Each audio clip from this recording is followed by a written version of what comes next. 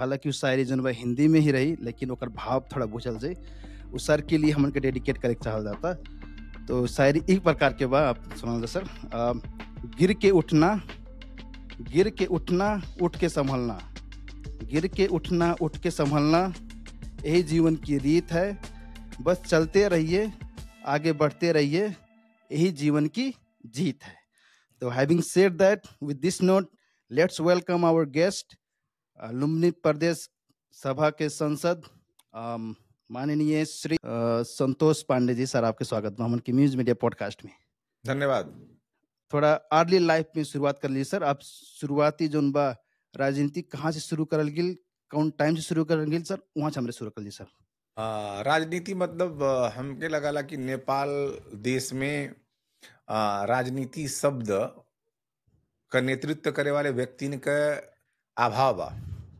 राजनीति से भी ज्यादा सेवा के बात अगर हमन के कहिए तो अच्छा रही। सेवा क्षेत्र में 2062 साल से लगातार निरंतर जनता के सेवा में, और आपके मालूम बा कि जौन जन चेतना ना भइले कारण से विभिन्न समुदाय के लोग सरकार के जौन सेवा पावे के चाहिए हमन नहीं पा पावत, नहीं मिलता उ सबके। वही मारे निरंतर इस सबके विभिन्न कार्यालय में सेवा देवे क्रम में कबो मेडिकल कॉलेज, कबो भीम अस्पताल, कबो अदालत, कबो कहाँ जनता के लिए निरंतर लगल रहल गए। एक ठो क्षेत्र के कारण नहीं, जिला के कोनो क्षेत्र से लोग आवे उनके लिए सेवा देवे क्रम जारी कैल गए। वही बीच में एक आंदोलन भइल, आंदोलन के माध्यम से पार्टी का निर्माण भइल मधेश में। वह सेवा के शुरुआत हो और सेवा करत करत हमन के निर्वाचन में भी आवल गए, जनता निर्वाचित भी करौलिस। हमें लगाला राजनीति जौन एक ठो शब्द बा, लीडर जौन एक ठो शब्द बा, नेता लीडर एक ठो प्रेस्टाइज वर्ड हो, बड़ा सम्मानित शब्द हो, लेकिन ओकर गरिमा नेपाल में कायम रखले न रखले के नाते, न रख पौले के नाते जनता नेता के नहीं मानला है देश में। नेता के नाम सुनी तो बाहर तो ठीक बा, हाँ ठीक बा कही दी, लेकिन अंतरात्मा से जब नेतक देखी बा, नेतक बात सुनी तो वो अंदर से नकारात्मक सोच रखा है जनता यहाँ के।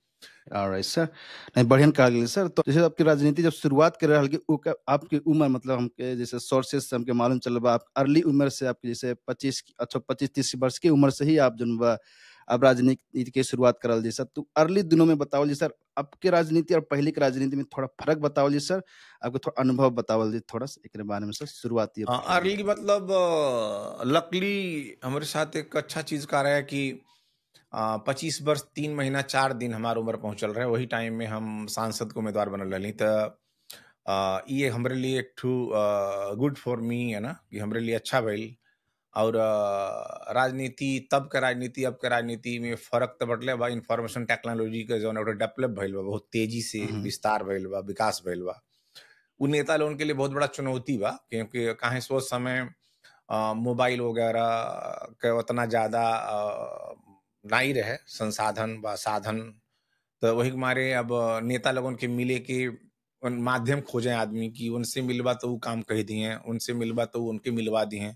लेकिन अब नेता लोगन के लिए बहुत बड़ा चुनौती हो कि जो संचार माध्यम के जो विकास बहुत तेजी से भइल बा, वो हर आदमी लगे मोबाइल बा, हर आदमी लगे व्हाट्सएप प्रयोग करे के, हर आदमी मैसेंजर प्रयोग करे के बाटे। तो वो सब तुरंत संपर्क में आवेल हैं, और वो सब इतना जागरूक हो गए बाटे। अब तब के समय में नहीं मिलने चला, आज नहीं बिहान, बिहान नहीं परसों, नहीं तो 1 महीना बाद।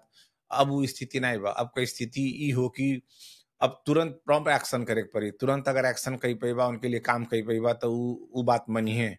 और वो प्रत्येक जानल भी चाहेले, कोनो कार्यालय में जाने तो कहेले कि एक ठो फोन कह दे प्रमुख जिला अधिकारी के व अन्य कोनो निकाय में, तो वहां पहुंचले के बाद वो सब तुरंत फोन कर लें कि फोनवा नहीं कैल गए का।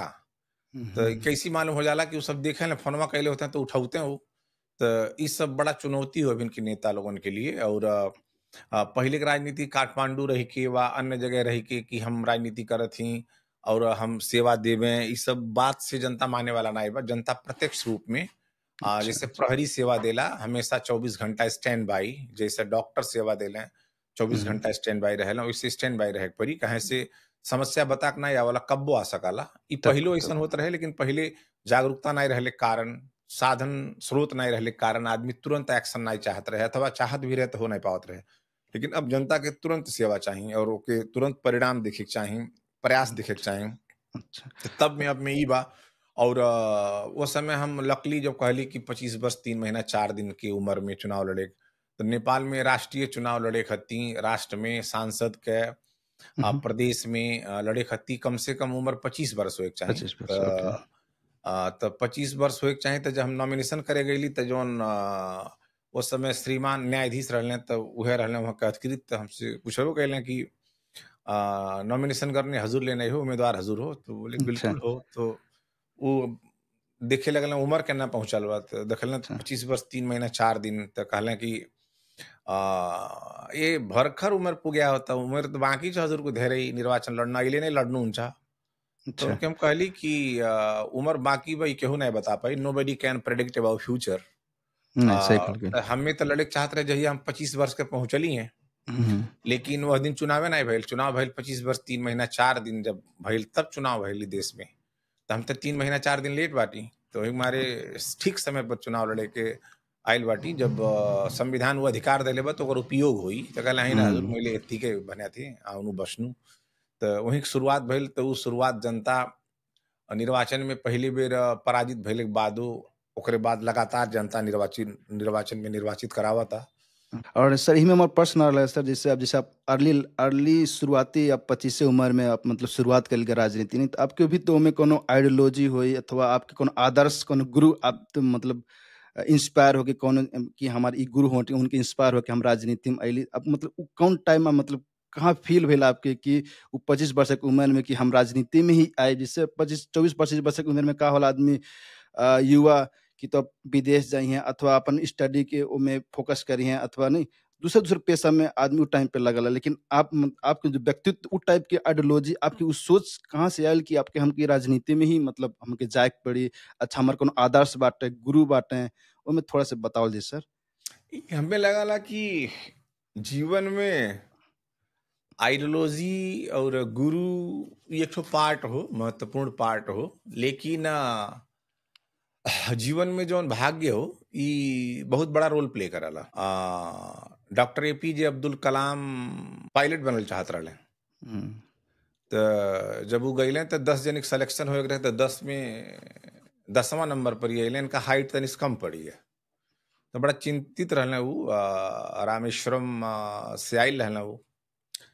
तो जब अइले दिल्ली, तो जब नाई भइल सिलेक्शन, तो बड़ा पीड़ित चिंतित होके गइले। एक ठो नदी किनारे बैठल रहले, तो एक ठो साधु संत तरह के एक ठो आदमी अइले। काहे से कि अध्ययनो बड़ा बात हो, अध्ययन के हुँ, माध्यम से भी ज्यादा कुछ सीखल जा सका जाला। तो उस संत उनसे पूछले साधु कि मतलब का बात बा, काहे निराश बैठल बाटा, का हो गइल, तोहार काम का नाय भइल? तो कहले कि हम अपने घर से गरीब परिवार से किसान का लइका होके आइल रहली यहाँ, हम कि हम पायलट बनब। तो सिलेक्शन नाई भइल हमार, तो एक नाते हमें लगा था कि अब घरे कैसे जाएँ, हमरे पास भाड़ा नाई बा, किराया नाई बा, घर के सब चीज़ जौन रहे बेच-उच के आइल रहली। तो उ कहले कि एक बात का बूझे के पड़ी कि अगर आपन सोचल होई जाए कौनो क्षेत्र में, हुँ, तो उ बढ़िया, और आपन सोचल अगर न हो तो और बढ़िया। तो उ बड़ा कन्फ्यूज़ भइले कि ई कैसे हो सकला। उ संत से पूछले कि अगर आपन सोचल हो जाए तो अच्छा, अगर सोचल न हो तो बहुत अच्छा, तो ई कैसे हो सकला? तो उ संत बतौले कि आपन सोचल अगर हो जाए तो ऐसे अच्छा कि अच्छा ऐसे कहल जाई कि हमन खाली आपन मर्जी, आपन सोचल खाली शामिल रहे, होई गेल तो अच्छा हो गए। और आपन सोचल अगर न हो तो बहुत अच्छा ऐसे कहल जाई कि जौन नाई भइल ओमन तोहरे मर्जी के साथ-साथ, तोहरे सोचले के साथ-साथ परमात्मा के हुँ, भी इच्छा रहे कि काम न हो। काहे से कि एके इहे आदमी छोट आदमी बना के रखे के नाई रहे, पायलट बना के नाई रखे, ओके बहुत बड़ा आदमी बना के रहे। तो जब बड़ा आदमी बनावे रहे, तो ही नाते उ काम तोहार नाई भइल, सिलेक्शन नाई भइले के कारण तू एहू से बड़ा बनबा, ऊपर तब वाले के मर्जी हो। हुँ, तो हमें लगला कि कब्बो-कब्बो इत्तेफाक से भी लोग एक रास्ता में आ जाला जौन तकदीर में होला। तो मतलब वो आपके इंस्पायर केस मतलब में। सिंपल एक ठो का हो कि हमन का जौन एक ठो उ समुदाय जौन समुदाय ने बोल सके आपन अधिकार के लिए लड़ाई न लड़ सके, जौन आपन समस्या समाधान न करा सके केहू से। जब हमन के एक ठो अवसर मिलल बा कि पढ़ लिख के एक ठो शिक्षा प्राप्त कइके और आवल गए और भगवान मतलब हर रूप से संपन्न कैले बाटे। तो अगर संपन्न कैले बाटे तो संपन्न व्यक्ति के कर्तव्य का हो, उ चीज हमें लगल हो समय। संपन्न व्यक्ति के, शिक्षित व्यक्ति के कर्तव्य हो कि जौन अशिक्षित लोग बाटे उनके शिक्षित बनावे के, जौन लोग सामर्थ्यवान ना बाटे उनके सामर्थ्यवान बनावे के, ओके। जौन लोग विवेकपूर्ण निर्णय नहीं ले सकेला उनके निर्णय में अपनो सहयोग करके उनका निर्णय सकारात्मक हो, उनके पक्ष में होकर लिए काम करेंगे। शिक्षित व्यक्ति हमेशा हो समाज के सुधार करेंगे। तो समाज के सुधार के लिए क्रम में तो पहले तो चुनाव नहीं भले उस समय राष्ट्र में 7-8 साल तक कबो प्रजातंत्र, कबो राजतंत्र, कबो गणतंत्र का नारा लगत रहे। तो ठुका हो राजनीति में आवे के खाली मतलब बाध्यता से हम ना ये कि हमें आवे के पड़ी, चाहे हमारे खानदान में व परिवार में केहू राजनीति कैले हो या सांसद रहल हो, मंत्री रहल हो, प्रधान पंच रहल हो, ऐसा क्यों नहीं रहे। अच्छा। हमें लगल कि ई शौक से हम अइली कि सेवा करत चलल जा। आ ओकरे पहले भी हम उद्योग वाणिज्य संघ में चुनाव जीतल रहली, व्यापार संगठन बा उद्योग वाणिज्य संघ। अच्छा, तो अच्छा। वहू व्यापारी के सेवा करत करत हमें लगल कि भगवान के लगल हो कि एके जितना शक्ति दिहल बा, जितना एके अधिकार दिहल गइल बा, उससे ज्यादा करत हते कि बड़ा अधिकार देवे के चाही, एके बड़ा जिम्मेवारी देवे के चाही जौने ई कई सकाला। कहीं से ऊपरों वालों के लगे के चाही कि आदमी कोनो जिम्मेवारी देहले पर ओकर उपयोग कई सकाला, हुँ। तब ऊपर वाला देला। हमें लगला भगवानो कहूँ न कहूँ तो बाटे, गॉड के तो नहीं सब तब मानला, चाहे यूरोप, हुँ, चाहे अमेरिका, चाहे एशिया, है ना, हर एक राष्ट्र में कोनो न कोनो रूप में मानेला।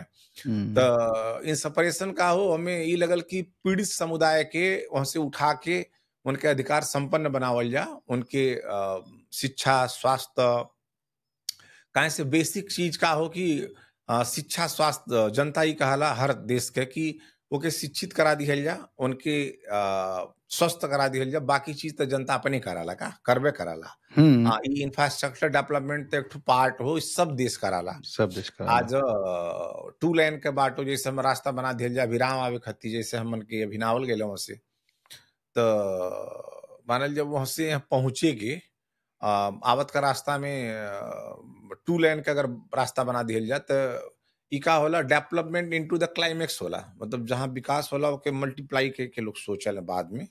तो अगर 2 लेन का बाटो बना दिहल जा रास्ता तो बाद में वहाँ के 1 आध साल लोग कहें कि अच्छा भइल रास्ता बन के नहीं रहे, लेकिन 1 साल बाद फिर वहाँ लोगन के चिंतन और ऊपर उठे लगला और कहेला कि 4 लेन बनाए चाहे। वाले लोग ऐसन बनौले, ऐसा नहीं बनावे के चाहते रहे कि 4 लेन के बनावे के चाहते रहे। हुँ, 4 लेन बनौते तब बढ़िया रहत, चौड़ा रहत, काफी गाड़ी उड़ी चलत कहीं। अमेरिका के बारे में एक ठो कहावत बा। अमेरिका जब रस्सा से लड़ाई होत रहे, रस्सा जब लड़ाई में अपने युद्ध में परेशान रहे, गृह युद्ध चलत रहे, वो हुँ, सबका अपने सोवियत यूनियन। अपने में। हुँ, तो उस समय अमेरिका मतलब हथियार वगैरह बनावे और सप्लाई करे। तो उ जब युद्ध जगह जगह चलते रहे तो अमेरिका हथियार बेचले से इतना पैसा आ गया अमेरिका में कि वहां के जो नेतृत्व करे वाले रहने लोग अग्र पंक्ति में, वो सब बैठने का हुँ, डेवलपमेंट ऐसी बोला। ओके। तो वो सब बैठ के एक प्लान कैले कि पैसा ज्यादा आ गए, अब एकर उपयोग कहाँ कैल जाए। तो सब कहले कि अमेरिका उस समय डेवलप नहीं रहे, तो लोग कहले कि ऐसा कैल जाए काम कि सड़क बना दिहल जा, ड्रेन सहित के, नाला अच्छा, सहित के सड़क जगह जगह, चाहे जंगल वहूं बाटो बना दी, सड़क बना दिहल जा। बाद में अमेरिका जब व्यवस्थित हुई, स्टैब्लिश होए लगी, तब उस सड़क काम दी। तो अच्छा। वो समय 8 लेन, 4 लेन, 6 लेन के रोड, ड्रेन सहित के व्यवस्थित उस समय अमेरिका में बनल। तो अमेरिका में तो कहावत बा कि USA doesn't make the roads हुँ, are make the America. Make the America. Right, right. America सड़क नहीं बना देली, सड़क सड़क रहल अमेरिका तब के बना अमेरिका देलस। बन गए। हाँ, नहीं सही कहल गेल, सही कहल गेल। डेवलपमेंट इनटू क्लाइमेक्स हो तो हमारे विकास त हजे आई उ विकासे करी, कम करी। करी बेसी करी उस समय के बात हो। हुँ, लेकिन शिक्षा, स्वास्थ्य जोन मिनिमम रिक्वायरमेंट हो, उ बेसिक। जनता हुँ, के हमन के देवे के चाही और बाकी चीज जनता करबे कराला, करते बा। नेपाल हुँ, में हमें लगाला कि हर एक क्षेत्र में रहे वाले लोग अपन दायित्व निर्वाह करत हैं।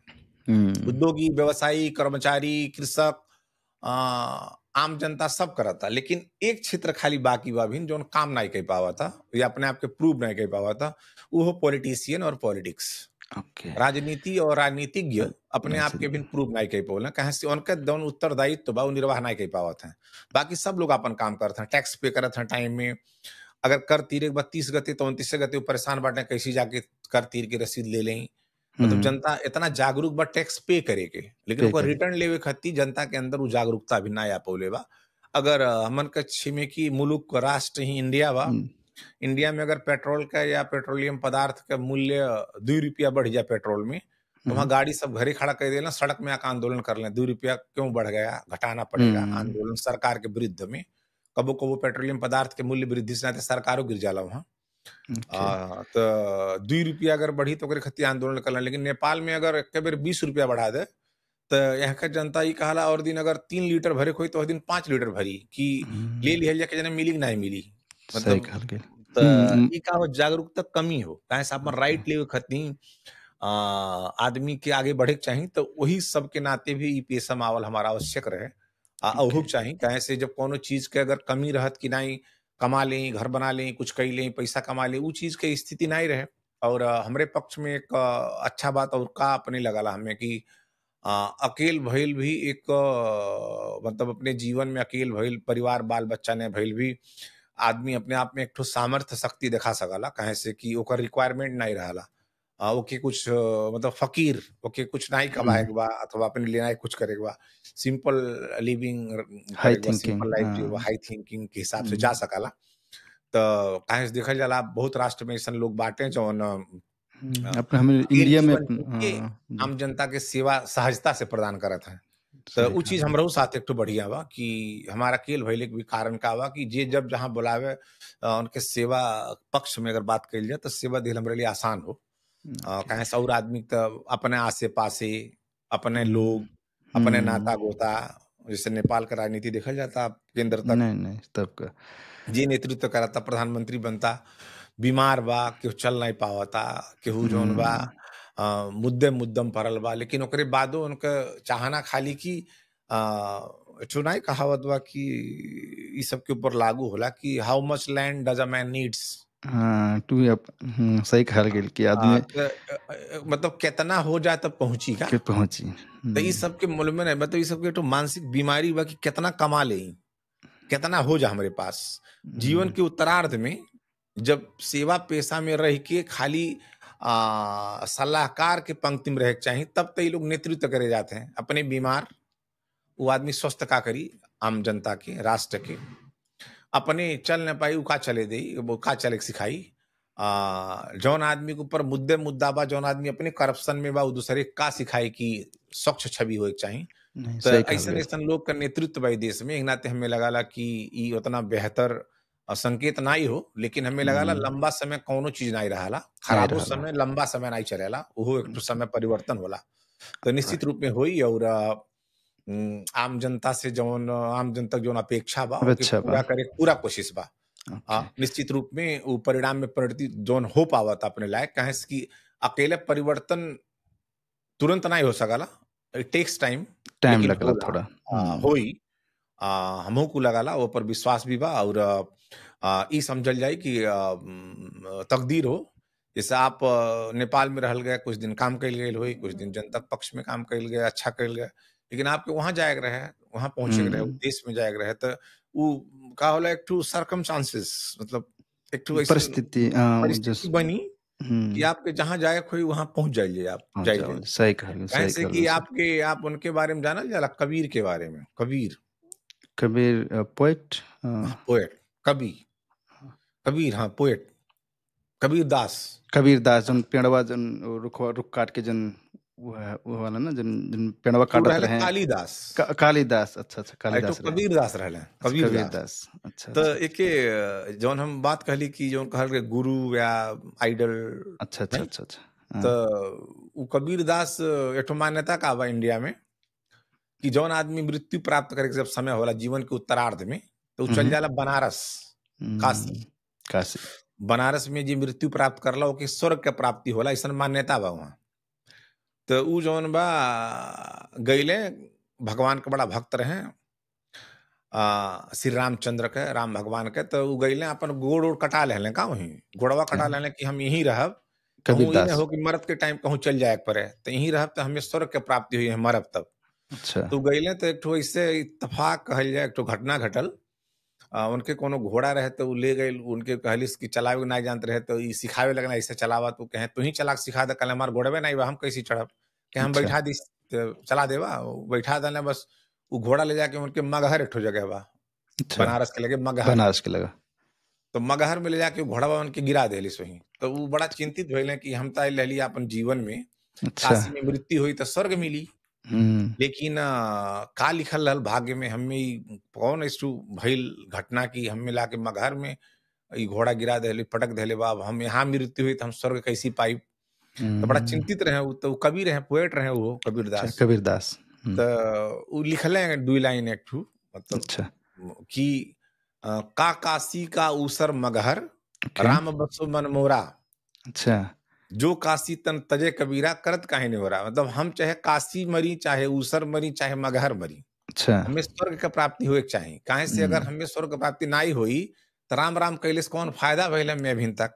त हम हाँ, कहूँ रहब राम-राम करब तो होए के चाही। नहीं, सही कहलिन, त जौन चीज़ तकदीर में रही ने, तो उ उहे वैसे होई। होई हमें लगला। हुँ, तकदीरो एक बहुत बड़ा रोल प्ले करला। हुँ, तो वही के मारे कबो-कबो आइडल, कबो गुरु, कबो रहे हमरे लिए का हो कि जनता के जौन हम बतौली कि निमुखा जनता, ने बोल ओके। सके अधिकार के लिए, ने लड़ सके, उ जनता के लिए। एही में सर अब हम जोड़े के चाहत सर, अब थोड़ा हमन के अब सरकार के तरफ चलल जाए सर। तो हमन के नेपाल में वैसे आपके मालूम बा हर एक चीज़ केंद्रीय सरकार है, प्रदेश सरकार बा, नहीं स्थानीय सरकार बा। तो हमन के आवाज़ का उठा था कि मतलब प्रदेश सरकार जौन बा एके खारिज करल जा अथवा नहीं।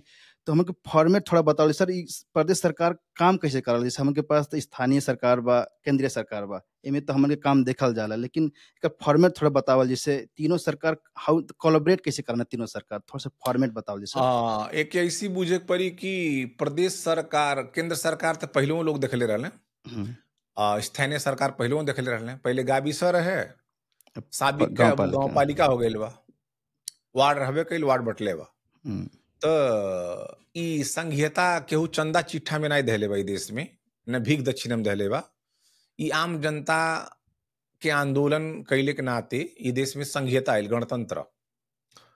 गणतंत्र अइले के बाद का भइल, संघीयता के जौन स्थापना भइल, प्रदेश बनल, त हुँ, केंद्र के नेतृत्व करे वाले बड़ा दल वाले कब्बो नहीं चाहे कि प्रदेश बने के चाही। अच्छा, उनके तर्क रहे प्रदेश ने रहे, प्रदेश रही त इन्हन के आपन अधिकार लेवे लगिहें त बिहान हमन के का होई, अपने चिंता बा उ सबके। काहे अच्छा। से कौनो लोग आपन अधिकार केहू दिहल नहीं चाहेला। नहीं, नहीं, नहीं। त आंदोलन के माध्यम से संघीयता त आइल, प्रदेश त बनल, लेकिन प्रदेश के अधिकार खाली अभी संविधान में सीमित बा। ओके। ओके जौन कार्यान्वयन करे के चाही, जहाँ आवे के चाही, उ चीज़ अभी केंद्र के लोग दिहल नाहीं। प्रदेश के अइसन बना देले बाटे कि अगर अच्छा काम कोनो हो जाई, कोनो डेवलपमेंट होई, कोनो होता, त केंद्र कहाला हम कइली। हुँ, हुँ। जौन नाहीं हो पाई, जौन नाहीं करे लायक बा, उ कही कि प्रदेश ले कर सके ना। ओके। तो प्रदेश तब कही पाई जब अधिकार देबा। त हम हुँ, अभी पार्लियामेंट में जल्दीए, पार्लियामेंट में ई जौन गइल मंगलवार ओकले पहिले मंगलवार के अच्छा। पार्लियामेंट में बात हम रखली। हम कहली कि ओके। अब आपनो दल में छलफल चलाऊं। हुँ, हुँ। छलफल के चलाऊं त संघीयतालाई बलियो गरौं, प्रदेशलाई आर्थिक समृद्धि तर्फ लैजाऊं, अधिकार सम्पन्न बनाऊं, जनतालाई सेवा दिऊं। त्यो नसके प्रदेश खारिज गरे पनि हुन्छ, त्यसको लागि छलफल चलाऊं। हुँ, आखिरमा हुँ। प्रदेशमा लिएर भत्ता मात्रै खाएर पचाएर किन बस्नु? माननीय बनेर मात्रै किन बस्नु? त्यो जय नेपाल मात्रै गराउनु आएको होइन। त्यसले गर्दा या त यसलाई बलियो बनाऊं, केन्द्रसँग लडाईँ गर्न पर्यो, सङ्घर्ष गर्न पर्यो, आन्दोलन गर्न पर्यो भने गरौँ। त्यो गरेर बलियो बनाऊँ। त्यो 42 अरबको बजेटले प्रदेश चल्नेवाला छैन। त्यसले छैन, गर्दा छैन। कम से कम 1 वर्षमा 5 खर्बको बजेट आए, हुँ, हुँ। प्रदेशले काम देखाउन सक्ने अवस्था होला। त्यतातिर जाऊँ। त उ जौन कहल गेल कि प्रदेश के जौन अवस्था बा, आम जनता प्रदेश के जौन कार्यान्वयन पक्ष बा प्रदेश के करे चाही, उ चीज़ नहीं देखा पावता। तो ओहि नाते आम जनता जब तक अनुभूति नहीं हुई कि प्रदेश बा, प्रदेशो कुछ कराला, तब तक त आम जनता प्रदेश के नोटिस में नहीं रखी। वही हुँ। बारे हमन का तर्क बा कि एक बेर आंदोलन कइला त संघीयता आ गइल। और संघीयता हम बार-बार कहली बहुत विभिन्न कार्यक्रम में कि संघीयता कसैले दान दक्षिणा चंदा चिट्ठामा दिएको होइन। संघीयता आम जनता को आंदोलन का माध्यमले शहादत प्राप्त गरेका व्यक्तिहरूको कारणले संघीयता आएको हो।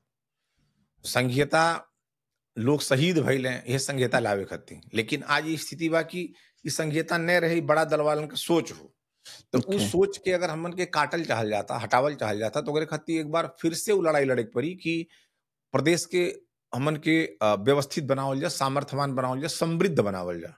और लुम्बिनी के हक में कहल जाए तो लुम्बिनी अपने आप में पर्यटन के एक ठो बहुत बड़ा साधन स्रोत रहल साधन जगह हो। स्रोत है। हाँ, तो ई प्रदेश सरकार में हम और सवाल रहे सर हमार, जैसे प्रदेश सरकार सब कहल गेल नहीं कि मतलब उमें रोकत का है, जैसे कहल गेल संविधान में ओकर का विधा नहीं बना है कि मतलब ओकर कानून नहीं बनल बा प्रदेश सरकार के लिए काम की, मतलब जैसे कहल गेल केंद्रीय सरकार के लिए तो बना है काम कि हाँ ई काम बा, स्थानीय के लिए बा ई चीज काम बा, तो प्रदेश के लिए जो संविधान बनत रहा है, संघीयता जब होत रहा है तो उ टाइम पे का मतलब कौन तरीके से बनौने की, मतलब कौन हिसाब से प्रदेश सरकार बनल है, ओके थोड़ा सा बताओ कौन हिसाब से मतलब प्रदेश सरकार प्रदेश बनौले है। सरकार के पूरा पूरा अधिकार धैले बा कि प्रहरी प्रशासन विकास को पाटो प्रदेश को मातहत में रहने छ। उ संविधान में व्यवस्था बा, उ लिखितम बा, लिपिबद्ध बा। लेकिन तो कहे केंद्र ले में जौने आदमी के खाते में जौने आदमी के खाते में केंद्र सरकार बा जेकरे जेकरे नेतृत्व में उ हुँ, कुल नहीं चाहत ना कि प्रदेश भोली बलियो भय बनी हमरो अधिकार हनन होला या हमरो अधिकार हमरो हाथ बड़ा जाला। प्रदेश आपे में संपन्न भएको खंड में काठमांडू को हालत के होला, केंद्र सरकार को हालत के होला, केंद्र सरकार ले अधिकार दिए बनी हामीलाई भोली गारो होला। तो ये नकारात्मक सोच से ग्रसित बाटे। ये सब अधिकार तो संविधान में पूरा बा कि प्रदेश में रहेका प्रहरी प्रशासन को संचालन त्यसलाई कार्यविधि बनाउने र सेवा दिने शान्ति सुरक्षा कायम गर्ने अधिकार प्रदेशमै निहित हुनेछ। एकदम बा सब प्रश्न। लेकिन प्रश्न रहले के बाद अगर नहीं दे, जैसे मानल जा कि ई कहल जा कि कुल तोहरे हो लेकिन है एको सामान उठैबा तो के भगा देव कहे अगर अच्छा, तो अच्छा, कुल तोहार हो कहले भर से नहीं हुई ना। कि मतलब कार्यान्वयन ये में लायक ओठे पड़ल। जवाब ले मात्र तो काम चल देना नहीं, काम हुँ, चलनु भने को तो कार्यान्वयन ले हो, तो अच्छा, कार्यान्वयन अच्छा, नहीं हो पावा था। ये एठो निगेटिव पक्ष बा। तो जो आपसे अच्छा, कहली जैसे सोचे ही हो कि नहीं देव बहन की इन्हन की झेलावे के बा, कुछ नहीं करे वो। जैसे गांव में देखा जाला ना, जब कोनो काम बिगाड़े को तो मुद्दा कह दी है। मुद्दा अब कह दी मुद्दा तब जबले का। जबले मुद्दा फैसला नहीं हुई तब तक तो अदालत धावे के पड़ी। फैसला हुई पता नहीं वो आदमी रही कि नहीं रही, ओकर मृत्यु बाद फैसला हुई तो ओकर कोनो अर्थ नहीं भइल। तो हुँ, कोनो चीज जवन देवे के बा जवन संविधान में बा वो चीज समय पे दे देवे के चाही। और जवन छोट दल वाले बाटे वो समस्या का बा कि छोट दल के पास संख्या नहीं बा, वो संख्या डिजिट नहीं नहीं है, बा। नहीं है, अब नहीं वो है। कम संख्या बा, पार्लियामेंट में तो टाउको गन्ने हो, मतलब हुँ, कई जनी हुँ, बाटे हैं। जैसे मानल जाए हमन के प्रदेश में 87 बाटे हैं। 87, 87 तो हुँ, 87-87 में तो जब रूलिंग करी सभा मुख करेले कि ला यो जन्म का आधार में नागरिकता पाएका संतानले वंशज नागरिकता पाउनु पर्छ भन्ने कुरो उठेको छ। हुन्छले हुन्छ भन्नु, हुन्नले हुन्न भन्नु। तो ओके। हुन्छ उठाइए 7 आदमी हुँ, और तो हुन्न उठाइए 80 आदमी। 80 आदमी, तो जेकर बहुमत रही वही तरफ वो कही वही कि च अब हाँ, के अरे हुन्न 7 जनाले मात्रै भनेकोले यो पारित मतलब हुन्न भन्ने मतलब नगर्ने पारित गरिएको छ कही। त्यो त ओके, संख्यक बल हो, संख्यक संख्या बलो नहीं हो पावला यहाँ। हुँ, अगर वो अधिकार सम्मन के कार्यान्वयन कराए बा जौन प्रदेश के मिलल बा, वो अधिकार कार्यान्वयन कराए खातिर तो वहु संख्या बल चाहिए। पार्लियामेंटो में कि कुनै हालत में का यो अधिकार न दिए वा कार्यान्वयन गर्न नदिए, कार्यान्वयन नगराए, अधिकार हामीले प्रदेशलाई नदिए भनी, सरकारले नदिए भनी हामीले संसद चल्न दिन्नम कहेक परी। संसद नहीं चले देव खातिर तो संख्या चाहिए, वो संख्या नहीं बा। हुँ, अच्छा, जागरूकता कमियों हो। एकरे लिए आए मतलब वाले हमन दिन के में अगर हमन के आम जनता की बता जनता ले जाई जाई कि तोहके अधिकार पावे खातिर का करे के पड़ी, तोहार एक ठो वोट तोहार मत उहे बहुत बड़ा भार हो, बहुत बड़ा अधिकार हो। तो उ जहिया हमन के जागरूकता अभियान के माध्यम से जन तक समझा ले जाई वो दिन हमें लगला होई। और थोड़ा हुँ, टाइम लगला, हमें लगला कोनो चीज परिवर्तन में 7 वर्ष तो भइल, 7 वर्ष ज्यादा टाइम हो। हुँ, ऐसे अगर 35 वर्ष तक प्रदेश कानूने बनावत चल जाई तो सेवा कहिया देई, समस्या इहो बा। तब का, तो उ सेवा जौन जनता अभी तक नहीं पावता उ सेवा पावे प्रदेश से ओकर प्रयास जारी बा। लेकिन अब हमन के लोकतांत्रिक समाजवादी पार्टी के 3 लोग बाटे जीतले हैं सीट। प्रदेश में मतलब प्रदेश में तो 3 लोगन के संख्या आपके मालूम है 87 में 3 के बल 87 में कितना हुई। 3 तो वही मारे आए वाले दिन में हमें लगाला एकर परिवर्तन के लिए काम हुई। और आप लोग प्रत्यक्ष रूप में देखल जाई जिसके अब अमेरिका जैसन जगह पर एक लंबा अरसा बाद एक काला समुदाय के आदमी जाके राष्ट्रपति बने पुलिस। तो वहू फीलिंग भेदभाव तो रहे, बने के तो अधिकार रहे। होबे करे, हुँ, मतलब वो वहाँ के नागरिक रहे, सिटीजन रहे। तो नहीं कहली कि जवाब दहलिस कि rather that it doesn't matter lady or gents, there should be a first color president of the USA hmm, to the stop the internal conflicts। Right, तो राइट, राइट। वो पहले रहता करे नाते हमें का लगला कि उतना डेवलप कंट्री में अब आपके देश में अब की जौन चुनाव भइल रहल वहाँ जौन बा डोनाल्ड ट्रम्प के डोनाल्ड सगरी ट्रम्प वर्सेस कमला हैरिस कमला कम हैरिस हुँ, त महिला के अधिकार के बारे में आप नेपाल में सुनल जात हुई कि बहुत बात उठाला कि महिला ले अधिकार पाए ना, अधिकार देना चाहे ना। यहाँ तक कम से कम जब संघीयता आयल, गणतंत्र आयल, तो दूसरे राष्ट्रपति महिला हो गई यहाँ, विद्या देवी भंडारी। विद्या देवी भंडारी। और हर एक गांव पालिका में मेयर वा उपमेयर में एउटा महिला एउटा पुरुष हुनुपर्ने व्यवस्था बा। पार्लियामेंट में सभामुख वा उपसभामुख महिला हुनुपर्ने व्यवस्था बा। वहां अमेरिका एक डेवलप कंट्री जौन 100 बरस आगे बा सबसे, वो अमेरिका में 2 बेर महिला लड़े के पौलिन मौका, एक बार हिलेरी क्लिंटन, एक बार कमला हैरिस। लेकिन वहां जौन वो महिला ना जीते दल तो अब जागरूकता का कहल जाओ, वहां तो महिला का अधिकार हुई। नहीं सही कहल, सही कहल। अमेरिका जैसे जगह ही पर जहां इतना डेवलप बा, मेंटली फिजिकली मतलब हेल्दी बा, इकोनॉमी बढ़िया मतलब है सब। तो हर चीज बा पर कैपिटा इनकम है ना, तो उतना होले के बादो अगर वो महिला के मौका नहीं दे, मतलब कि वहू कहूं ना कहूं मतलब जोन मेल डोमिनेटेड सोच रहा महिला के ऊपर जो अधिकार मिले चाहिए वहू नहीं मिला था। तो उतना डेवलप कंट्री में होता तो टाइम लगी, होई निश्चित रूप में हुई। और प्रदेश बिल्कुल सामर्थ्य, शक्ति और समृद्धि के साथ आगे बढ़ी, ओकरे खातिर प्रयास जारी बा। कल गेल करे ले तब हमन के जो जनता बाटे वहां के पहल करे के पड़ी कि हाँ मतलब प्रदेश सरकार में ई चीज होए के चाहिए, हमन के अधिकार मिले के चाहिए। तो हमन के ही स्थानीय से जो बाटे, हमन के लोकल जो जनता बाटे वहां पास पहल हुई, तब जन बा एक निवारण हो पाई। कार्यक्रम आगे बढ़ा के लिए सर, अब हम थोड़ा आपके पार्टी के बारे में थोड़ा जानकारी ले सर। आपके लोकतांत्रिक समाजवादी पार्टी की थोड़ा वहां से आइडियोलॉजी से शुरू कर लीजिए सर। तो खास में जैसे हमारे हिसाब से जो लोकतांत्रिक समाजवादी पार्टी बा ओकर ज्यादा के फोकस के जो मधेसीवादी अथवा तराई मधेश के ज्यादा के फोकस बा। अब में अब का कहल जाता है कि जैसे हमन नेपाल तो एक फुलबारी हो, बगीचा हो, में हर एक किस्म के फूल फुलाला नहीं, तो काहे लोग मतलब लोकतांत्रिक समाजवाद पार्टी की जो बा काहे मतलब तराई वर्ग की मतलब फोकस है, आइडियोलॉजी जो बा एक मधेश के तरफ भी लाइन है, इनमें आप का कहल जाता हूँ? नहीं ऐसा नहीं बा। लोकतांत्रिक समाजवादी पार्टी का पक्ष लोकतंत्र, समाजवाद, इस सब पक्ष में काम करे वाला पार्टी। और मधेश से ओकर बीजारोपण भइल और ओकर उपस्थिति बा ठीक हो, लेकिन ये पार्टी में विभिन्न जात जाति भाषा भाषी का लोग भी बाटे। शरद सिंह भंडारी अभी जौन श्रम मंत्री हो केंद्र सरकार में, वो लोकतांत्रिक समाजवादी पार्टी से हो। तो विभिन्न हमन का हो कि आदिवासी जनजाति, मधेसी, मुस्लिम, थारू कम्युनिटी और जौन पीड़ित शोषित बाटे उस सबके लिए काम करे वाला पार्टी हो। लेकिन एक चीज जानल जाला कि मधेसी जौन नेतृत्व करे वाला बाटे, कुछ लोग हमन ऐसा बाटे जौन खाली एकाधिकार कायम कइल चाहेले, जौन लोग खाली हम ही रही, हमेशा अध्यक्ष हम ही रही, सत्तम हम ही जाई, जो सोच रखे हैं कुछ लोग, वो लोगों के अपने आप में परिवर्तन करे पड़ी। कहे जनता तो ईमानदार बा, जनता तो ईमानदार होके जब मधेसी जन अधिकार फोरम आयल रहा तो सीट तो दहले रहे 53 सीट, तमलोपा रहे वो सीट मिलल रहे 19 ठू। उस समय राजेंद्र महतो जी की पार्टी रहे वो पौल रहे 8-9 ठू। तो जनता तो देवे कैलिस, लेकिन उपयोग ओकर करे चाहिए। ओकर उपयोग अगर कैले होते हैं और खाली कोनो जाति, जैसे हम बतौली भैरहवा एक ऐसा जगह बा जहाँ विभिन्न जाति भाषा भाषी के लोग मिल के बांटे, व्यवस्थित जगह बना के बांटे और हर एक समुदाय में एक दूसरे से काफी अच्छा संबंध बा।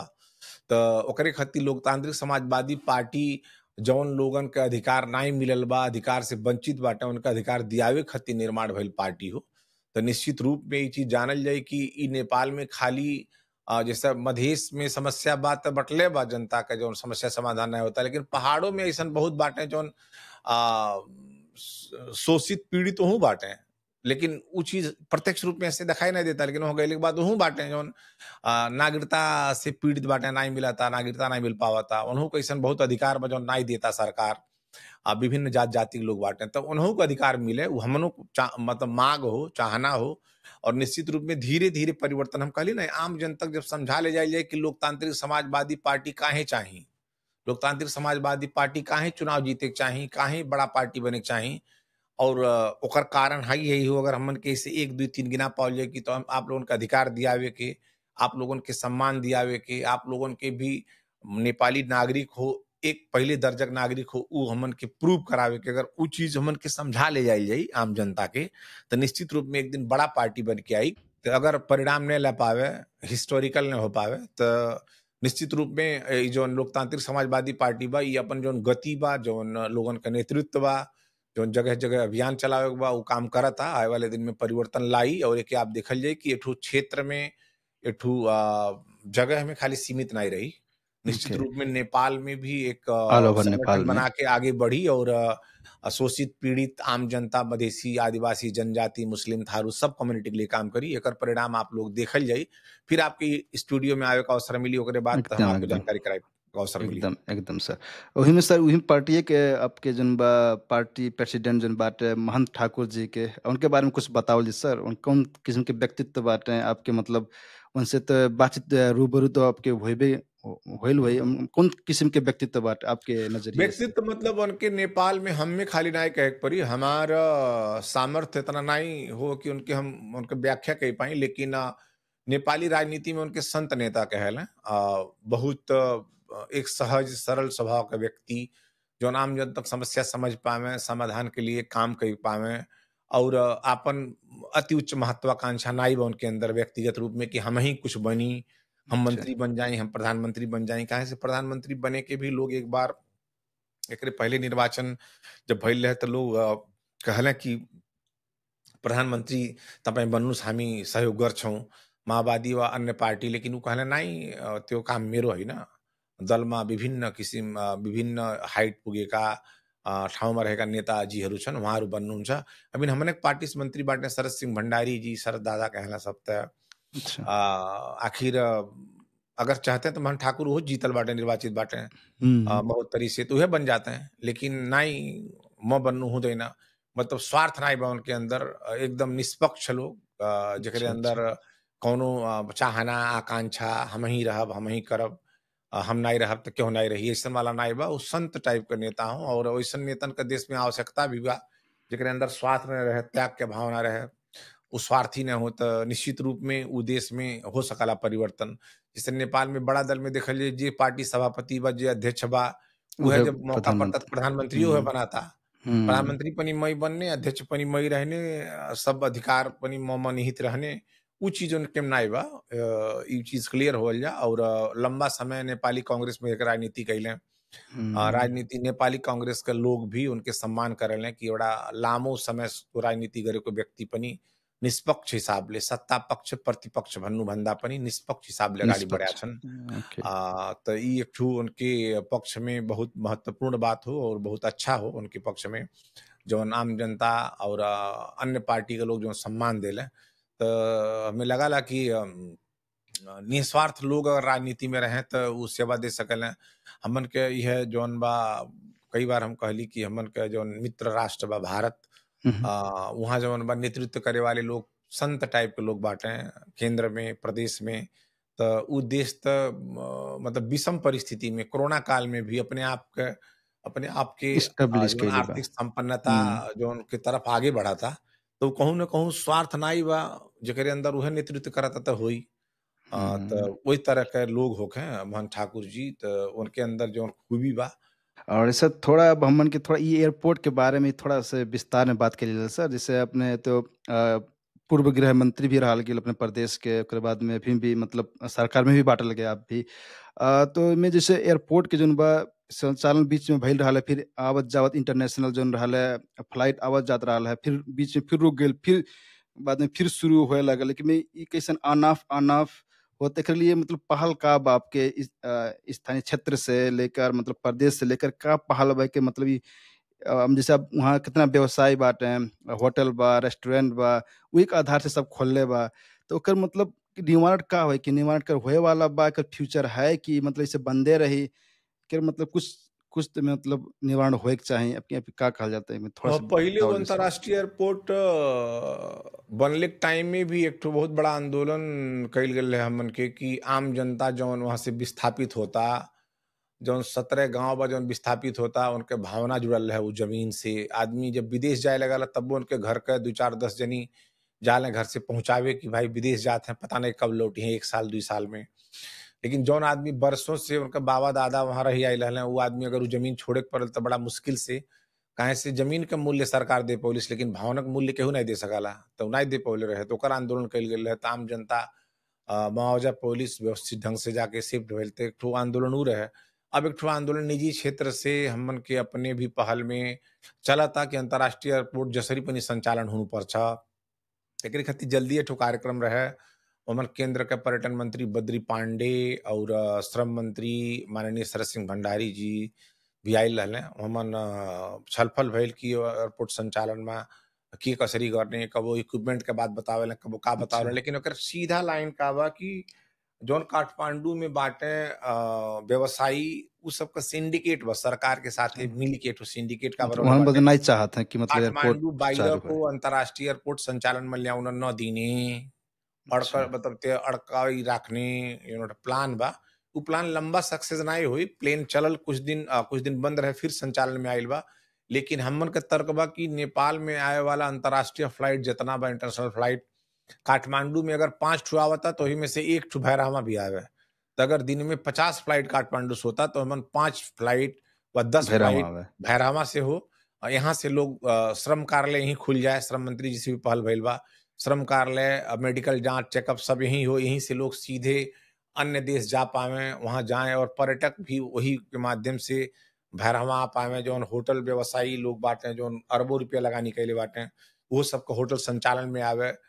एक दिन में 6000 आदमी, 5000 आदमी रखे के 5000 बेड एक दिन में अगर रखे को 5000 पर्यटक के तो ओकर व्यवस्था भैरहवा में कई भइल बाटे। लोग अरबों रुपया लगानी कइले हैं, बैंक से लोन लेले बाटे।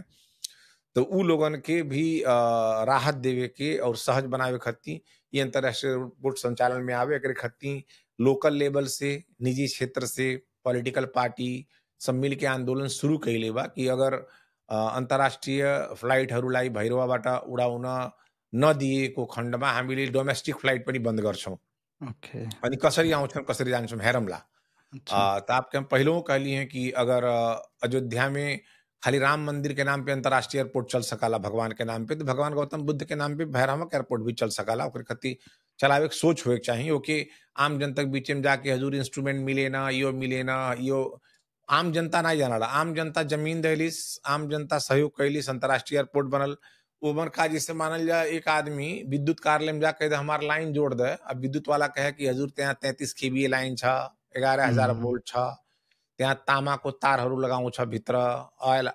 उ आम जनता इंजीनियर थोड़े हो। आम जनता नहीं, त नहीं। सेवा शुल्क देता, सेवा चाहिए। तब का। डॉक्टर हुँ। लगे जाओ, लगे दवाई सिखावे कि हमन हई केमिकल पड़ल, हउ केमिकल, उ डॉक्टर नहीं हो ना। डॉक्टर के हुँ, काम हुँ। हो कौन रोग बा ओकर दवाई देवे, ओके ठीक करेगा। उ सही सेवा शुल्क कहल। देता, पैसा देता। त आम हुँ। जनता हर चीज देहली सहयोग करता कि के सहयोग गर्नु पर्यो, हामी तयार छौं, अंतर्राष्ट्रीय एयरपोर्ट संचालन में ल्याउनु पर्यो। त हमन के काम हो सहयोग कइ सकल जाला। निर्माण नीचे से हो सकला, निर्माण ग्राउंड लेवल से होला, लेकिन सुधार ऊपर से होला। अगर घर धोवे को जहाँ हमन के स्टूडियो में बैठ के आज बात कइल जाता, एकर सफाई करे को दीपावली, दशहरा में, लक्ष्मी पूजा में, तो पाइप का पानी पहले ऊपर भरी है, ऊपर से मारत हुँ। है, सफाई हुई तो नीचे तक आई। नीचे तक आई। लेकिन निर्माण करे को तो तो न्यू नीचे जौन बा से नीचे से खनाई। सही तो हमन के कहल। निर्माण करता हुई, लेकिन सुधार करे के ऊपरे से होला हो। देखे ऊपर से सुधार आई। मतलब संचालन करे के उ केंद्र से संभव हो। काहे कि अंतर्राष्ट्रीय एयरपोर्ट, कस्टम, ड्राई पोर्ट, ये सब संघीय सरकार के अधिकार में, संविधान में व्यवस्था बा।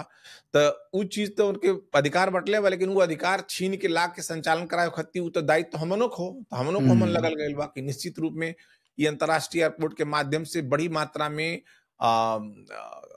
थाईलैंड, चाइना, जापान, अन्य देश का बौद्धिस्ट देश के जौन लोग प्रयास बुद्ध वाला के के। प्रति आस्था रखल हैं, अनुयायी बाटे, उनके बड़ी संख्या में, ज्यादा संख्या में ला के लुम्बिनी में दर्शन करावे के, यहाँ रखे के, व्यवस्थापन करे के, और उन्हीं के माध्यम से करोड़ों अरबों डॉलर ल्या के आई प्रदेश के यही अंतर्राष्ट्रीय एयरपोर्ट के माध्यम से आर्थिक समृद्ध बनावल जाए। ओकरे खातिर काम जारी बा और अच्छा। निश्चित रूप में बहुत जल्दी एयरपोर्ट पूर्ण रूप से संचालन में आ जाई। ओके।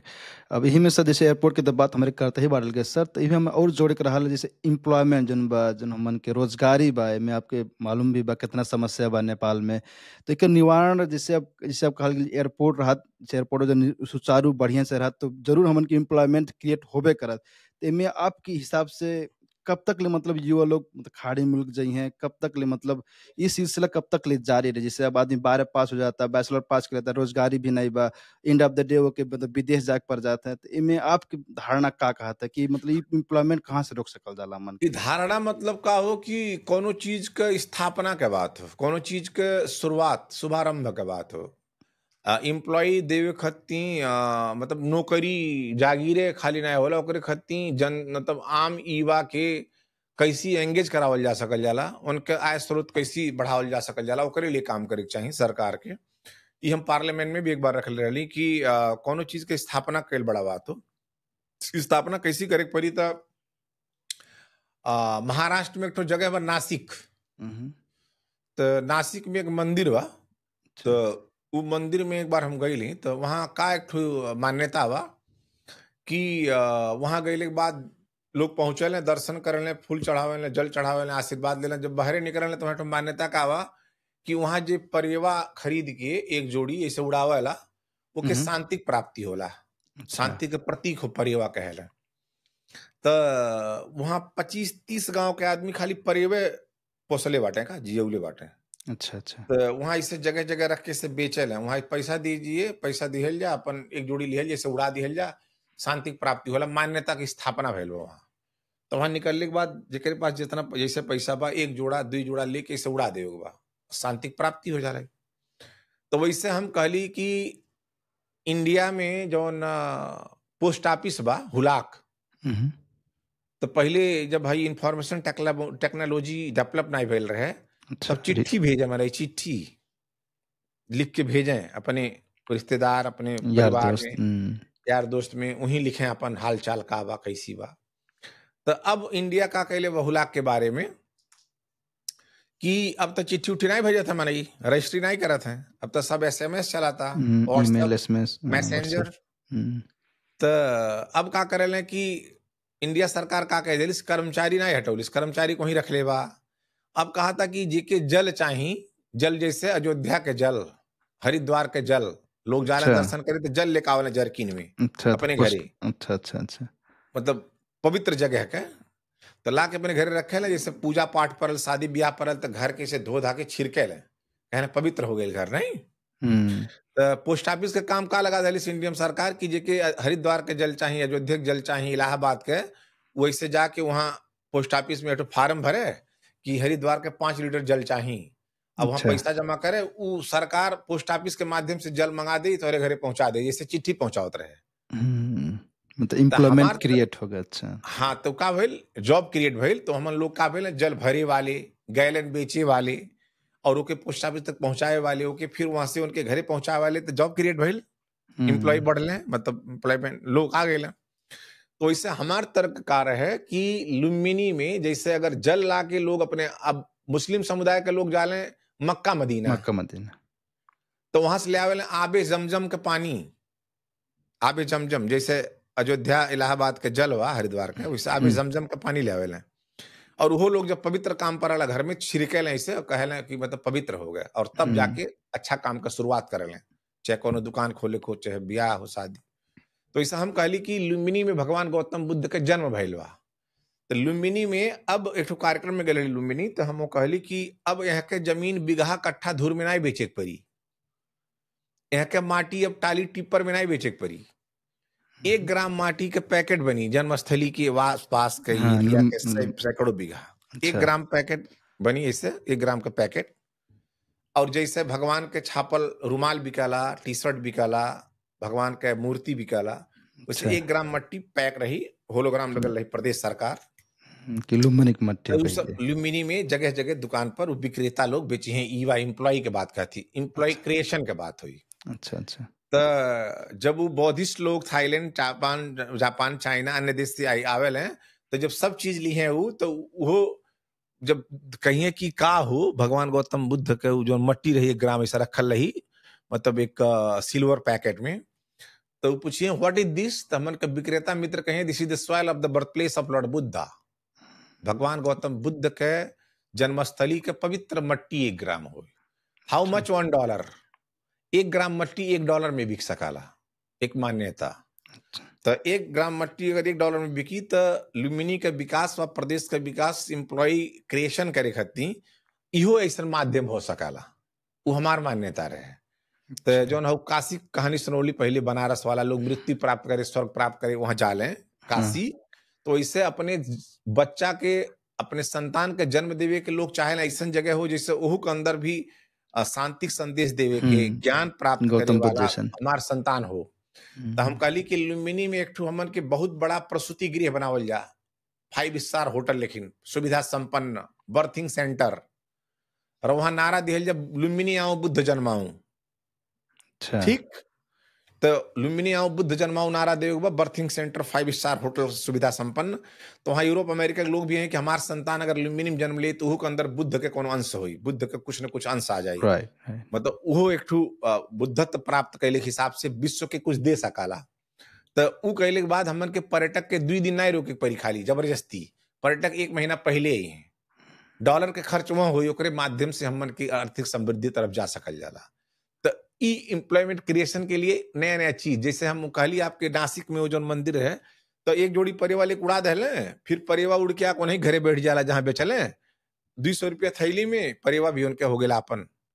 तो का भइल कि दोनों काम हो गए। तो नाते क्रिएशन के बात हो।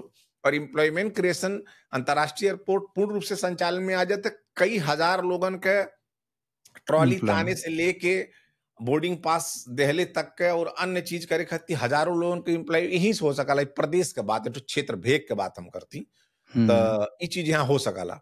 तो यहाँ का कंपटीशन, निगेटिव कंपटीशन, नकारात्मक कंपटीशन सरकार करेला। जैसे 15 मिनट की दूरी में, 12 मिनट की दूरी में 2 अंतर्राष्ट्रीय एयरपोर्ट, एक तो भैरहवा, एक तो पोखरा। जब भैरहवा अंतर्राष्ट्रीय एयरपोर्ट बन के पोखरा बनल, कौन जरूरी है एयरपोर्ट नहीं रहा। फास्ट ट्रैक के द्रुत मार्ग अगर बना दिहल जाए यहाँ से सुरंग मार्ग, तो पोखरा आदमी वैसे 1 घंटा में पहुंच जाए। अब 12 मिनट का फ्लाइट, एयर डिस्टेंस, एरियल डिस्टेंस जौन बा, तो एयर डिस्टेंस और टाइम 12 मिनट के हो, तो 12 मिनट में 2 एयरपोर्ट कौन जरूरी यहाँ बनौले के? अंतर्राष्ट्रीय एयरपोर्ट तो जरूरी है रहे भैरहवा वाला, तो बनी गई रहे।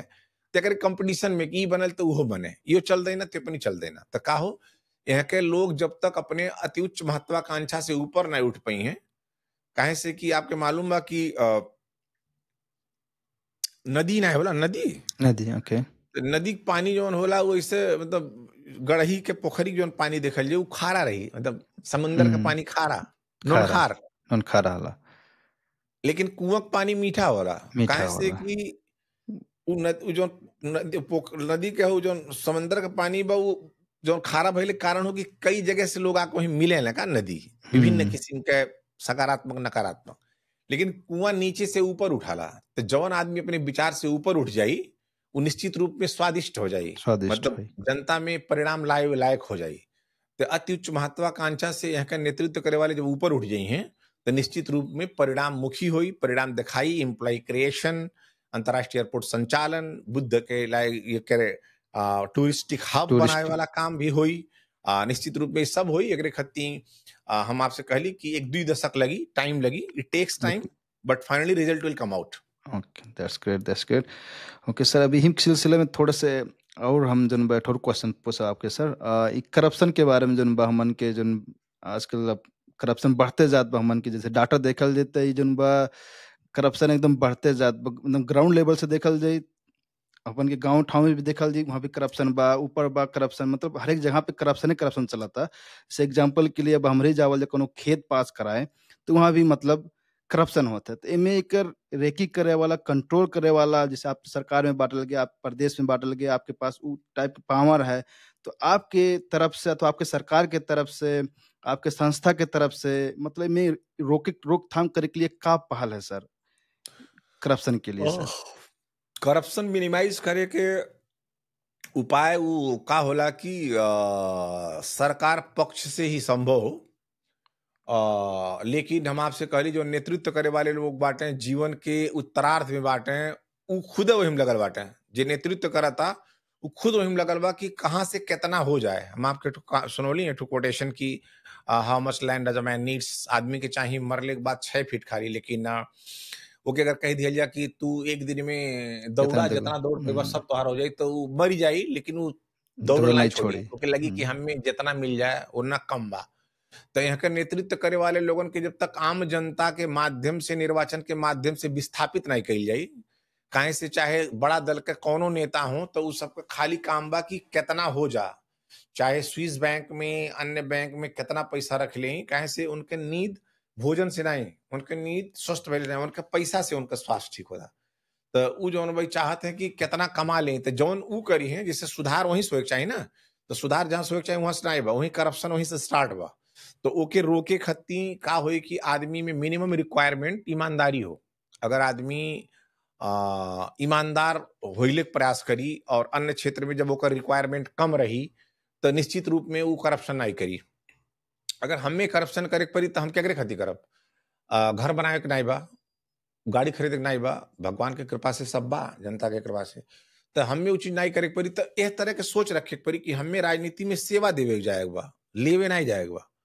तो अगर इस तरह के हमन के अभियान भी युवा लोगन से एक अभियान, जैसे मानल जाए युवा संगठन में, पार्टी में, दल में युवा संगठन भी बा, कहूँ तरुण दल बा, तो कहूँ युवा संघ बा, तो उ लेवल से भी अगर ई चीज का अभियान चलावल जा कि करप्शन करे वाले लोग, भ्रष्टाचार करे वाले लोगन के हमन के निर्मूल कइल जा व कम कइल जा, एकरे खातिर अगर ई संगठन में अगर हमन के प्रयास कइल जाई युवा दस्ता में कि हमनों के एक अभियान चलावल जा, विभिन्न कार्यालय आप कहल जमीन पास करावे जा तो वहू पैसा मांगिए, और जगह जा तो बिना पैसा कामे हो वाला नहीं बा, काम रोक दी नहीं, हैं, तब यो तो। मिले न त्यो मिले न कहे लगी हैं। तो अगर ई तरह के अभियान अगर हमन के चलावल जाए, जैसे हम ही जनप्रतिनिधि हुई, मालपोत कार्यालय में जाके कबो 1 घंटा बैठल कि केकर काम नहीं भइल बा, ई काम हमन के शुरुआत कइल गइल बा।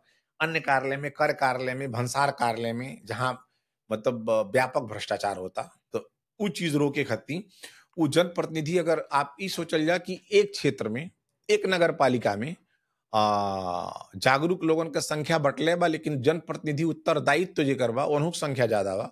एक नगर पालिका में जहां मानल जा सिद्धार्थ नगर पालिका के ठो उदाहरण लियल जा, वहां 13 वार्ड बा।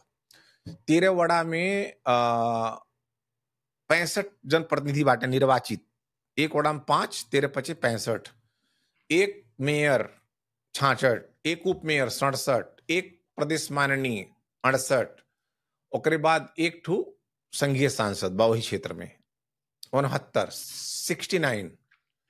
तो 65 और 4 69 लोग 69 तो एके ठो नगर पालिका में ऐसा लोग बांटे। अगर उतना लोग एक दिन का 1 घंटा टाइम निकालें तब वो करप्शन मिनिमाइज कइल जा सकल जाला। निर्मूल नहीं हो पाई, जीरो टॉलरेंस नहीं हो पावे, लेकिन मिनिमाइज हो सकला। काहे शुरुआत मिनिमाइज से ही करे पड़ी। तो ई चीज के लिए ये अभियान चलावे खातिर एक गोष्ठी व एक कार्यक्रम रख के सब जनप्रतिनिधि जो निर्वाचित बाटे उनके रख के कि तपाईं यो कार्यालय वो यो कार्यालय सबके एक ठो कैलेंडर बना के एक सिस्टमाइज कह के कि सबके जगह जगह 1-1 घंटा टाइम दे के आम जनता का काम काहे नहीं होता, काहे लेट होता, काहे पैसा बिना नहीं करत हैं।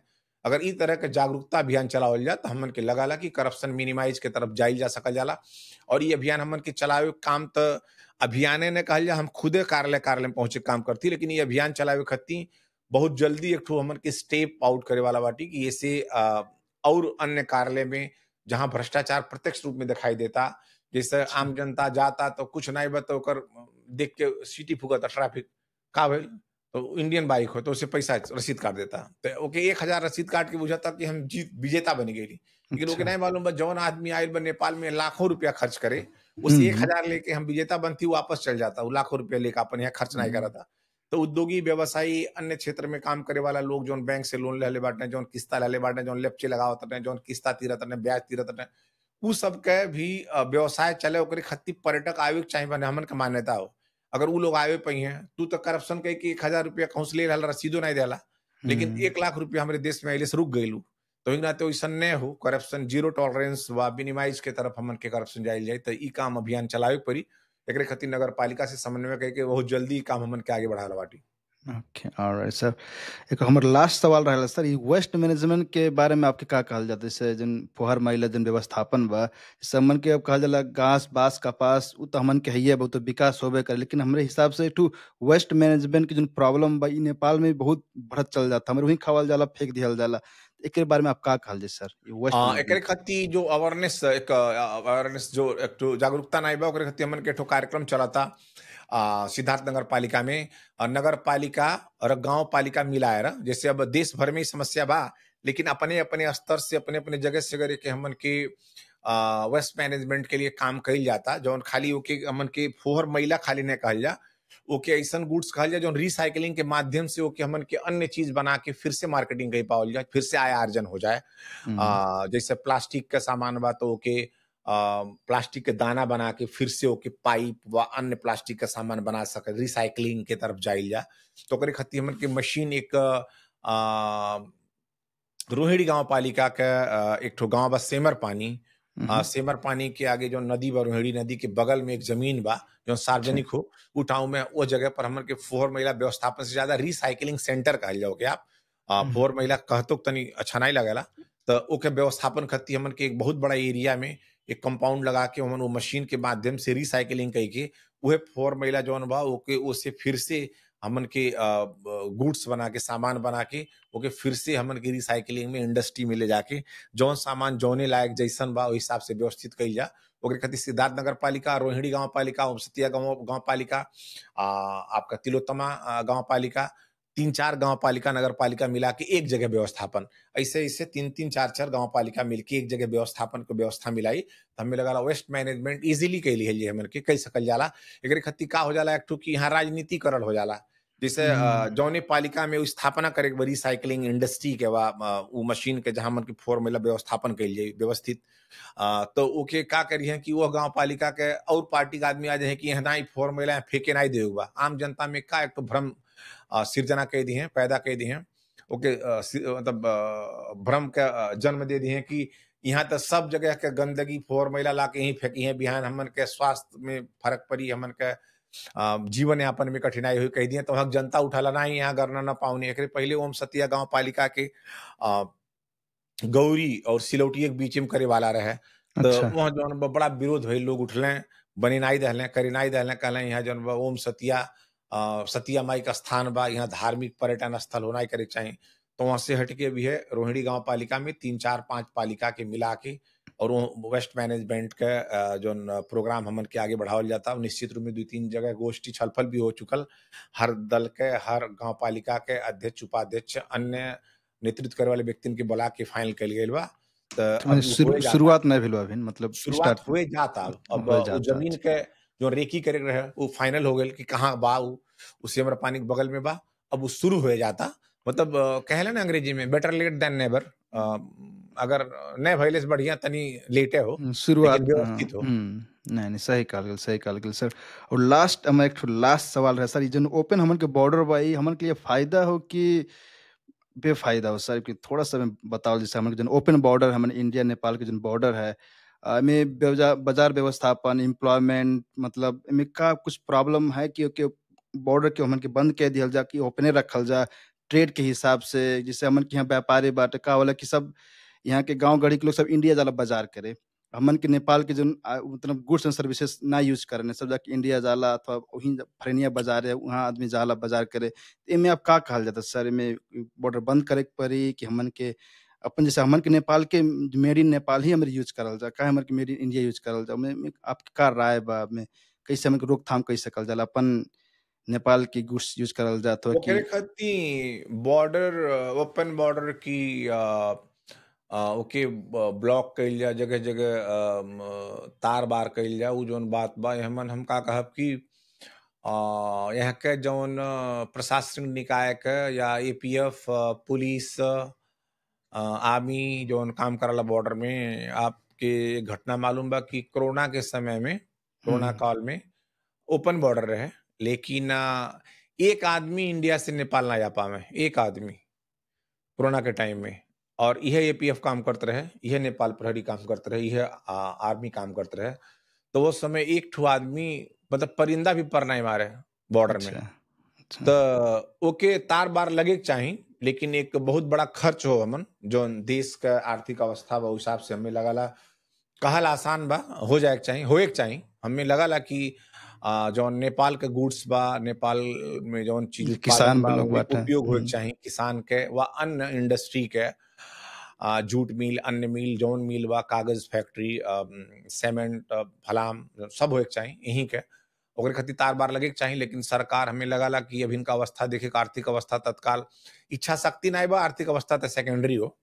इच्छा शक्ति नहीं बा तो उ तार बार लगे के भी चाही और स्थानीय उत्पादन उपयोग करे के चाही। उ चीज में हमन के आपके ई मीडिया के माध्यम से भी न्यूज़ मीडिया के माध्यम से जानकारी भी करावल चाहती कि अपने देश का उत्पादन प्रयोग कइले से हमें लगला कि अपने लोगन के भी उत्साह बढ़ावल हो, अपने लोगन के भी शक्ति सामर्थ्य बढ़ावल हो। आए वाले दिन में उनके अंदर और इच्छा शक्ति जगी कि आज हम अगर 20 टन प्रोडक्शन कइले बाटी त बिहान 20 मैट्रिक टन करी त उ चीज निश्चित रूप में होए के चाही। तार बार होए के चाही, उ चीज ब्रेक लगे के चाही। यहाँ के लोग जाके वहाँ से ले ले से बेहतर यही चीज उपयोग करें। जौन चीज होबे न करत होई यहाँ, उ चीज ये कस्टम के थ्रू आके जौन उपयोग वस्तु हो, उपभोग वस्तु हो, प्रयोग करें, वो ठीक बा, वो सेकेंडरी हो, ओकरे खातिर अच्छा। करे के चाही। लेकिन तार बार का अवस्था, लेकिन जौन प्रशासनिक निकाय बा ओके हमनो दायित्व हो कि उ सबके निरंतर संपर्क में रख के कि कुनै पनि हालतमा ओपन सीमाना, खुला बॉर्डर, खुला सीमाना भएका खण्डमा पनि, भए तापनि त्यहाँबाट मान्छे त्यो अरू भारतीय सामानहरू ल्याएर उपभोग गर्न नपाउन् भन्ने त्यो हिसाबले निरुत्साहित गर्नुस् भन्ने कुरा निरन्तर हमन के लगलो रहल जाला। एक फरेनिया बाजार लगत रहे पहिले। हुँ। बीच में सरकारों के मतलब सरकार मतलब एपीएफ और सब मिल के ओके बंदो कइले रहले। अभी नो कभी कड़ा बा उ कि मतलब यही अच्छा, सामान अच्छा। उपयोग करा। लेकिन ओकरे खातिर सरकार के भी पॉलिसी का करे के पड़ी कि ले पड़ी। कस्टम ड्यूटी जोन कस्टम ड्यूटी वो के कम करे के चाही। जैसा इंडिया में गइले त चीनी ₹35 में मिल गइल, यहाँ अइले त उ ₹80 किलो मिलता। त उ जौन फ़र्क बा, जौन गैप बा, उ बहुत बड़ा गैप बा। त ज़्यादा चीज़ मतलब ज़्यादा क्वांटिटी सेल करे खातिर जनता में अगर ज़्यादा क्वांटिटी सेल हुई तो प्रॉफिट व कस्टम ड्यूटी वैसे ज़्यादा उठी। तो ओके उतना ज़्यादा मार्जिन सरकार के रखले से ज़्यादा कम मार्जिन रख के, जैसे अगर वहाँ 35 बा तो यहाँ 50 में, हुँ। तो कस्टम ड्यूटी भी उठ गए, उनके कस्टमो हो गए और आम जनता सहज रूप में प्राप्तो कई लेली। अगर चीनी के प्रोडक्शन यहाँ नाई बा हम कहती हुई हिसाब से अच्छा, अच्छा, अच्छा। सरकारों के हमारे एठो पॉलिसी लेवल में केंद्र सरकार के अंदर में आवाला भंसार वही नाते सेंट्रल गवर्नमेंट के एक पॉलिसी बना के कि कम में जिस तो आप ई बताओ जा कि इंडिया में गाड़ी मिलाला 12 लाख आईसी में, वह गाड़ी नेपाल में 60 लाख नेपाली 60 मिलला। लाख रुपया। तो वैसन गाड़ी नेपाल में जौन एक गाड़ी खरीद ली, इंडिया में 3 गाड़ी मिल जाई। 3 गाड़ी मिली। नहीं, सही कहल त बा। आम जनता के ऐसनो मरका नहीं पहुंचावे के बा कि आम जनता बाध्य होके मतलब कस्टम ड्यूटी इतना ज्यादा कह देला कि बाध्य होके 2 नंबरी करे लगे हो। तो उ तरह हुँ। के वातावरण नहीं बनावे के चाही। मतलब दोनों तरफ नहीं, मतलब नाक र घाटी दुइटे चापने है ना, हुँ। मुझे लगता है। तो हमें अच्छा, लगाला अच्छा। तो एक नाते एक चीज करे के चाही कि सरकार के पॉलिसी लेवल में ई चीज हमन के प्रदेश में रखल जाता कि मिनिमम कस्टम में मैक्सिमम सेवा दिन सकम हामी। कम हुँ। कर में ज्यादा सुविधा दिहल जा। अगर टैक्स लेता तो रिटर्न भी दा। उ चीज के जौन एक ठो पॉलिसी लियावल जाता। ओकरे खातिर नेपाली सामान उपभोग करे खातिर जनता से आग्रह भी बा और जनता उ करबो करी। हम कहली ओहू में अवेयरनेस कार्यक्रम का जरूरत बा। अच्छा, जैसे इंडिया अच्छा। में खराब चीज दे देले, खाद आने गेले इंडिया में उ नकली खाद दे देलिस। नेपाल में अगर हुँ। 200 ज्यादा पड़ता तो असली बात कहीं ऐसे सस्ता वहाँ बा। तो ई चीज का हुँ। जानकारी भी कृषि अवेयरनेस। जौन कृषक के विज्ञ बाटे, कृषि विज्ञ, उनके माध्यम से भी जौन कार्यक्रम हम कहली कि गांव स्तर, वार्ड स्तर में चली, उ चीज वहू चलावे के आवश्यकता हो। तो निश्चित रूप में समग्र रूप में हमन के जन चेतना अभियान के माध्यम से परिवर्तन ले आवे के, स्वदेशी वस्तु उपयोग करे के, उत्पादन करे के, प्रोत्साहन करे के जौन काम बा एवं आगे बढ़े वाला काम कइल और ये टैक्सेशन के मतलब मतलब हाई हाई टैक्सेशन काहे नेपाल में कहे ज़्यादा टैक्स काहे मतलब ज़्यादा लागत है कि हमन के संरचना हुई हिसाब से बा सरकार की कि हाई टैक्स लगा था कि मतलब खर्चा नहीं धान पावा था कि ज़्यादा इस मतलब राजनीतिक के ज़्यादा हो गेल बाटे मतलब कहाँ ये टैक्सेशन कहाँ ज़्यादा होता खर्चा कहाँ ज़्यादा होता मतलब हर एक चीज़ में नेपाल टैक्सेशन। में टैक्सेशन टैक्सेशन जौन टैक्सेस पॉलिसी बा, ई पॉलिसी जौन देश जौन राष्ट्र आत्मनिर्भर रहला, उ टैक्सेस पॉलिसी ज्यादा प्रोडक्शन पर ध्यान देला। अपने देश के स्वदेशी उत्पादन एक्सपोर्ट में ध्यान देला। और जौन देश पर निर्भर रहला तो उ custom duty taxation taxes policy okay कहला में स्ट्रांग करत ही। स्ट्रांग के नाम पे का होला कि न टैक्से उठ पावला और न सरकार के जितना मिले के चाही मिलबे करला।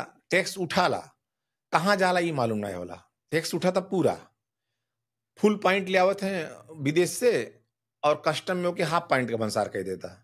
हाफ पॉइंट का भंसार कैली टैक्स कमाइल, आधा पैसा कर्मचारी के थैली में, आधा पैसा सरकार के, त आधे उठल, पूरा उठबो नहीं कैल। लेकिन उठ आइल तो पूरा पैसा, लेकिन आधा-आधा बँट गेल। आधा प्राइवेट व्यक्ति ले लेलिस, आधा गवर्नमेंट के संस्था ले लिस।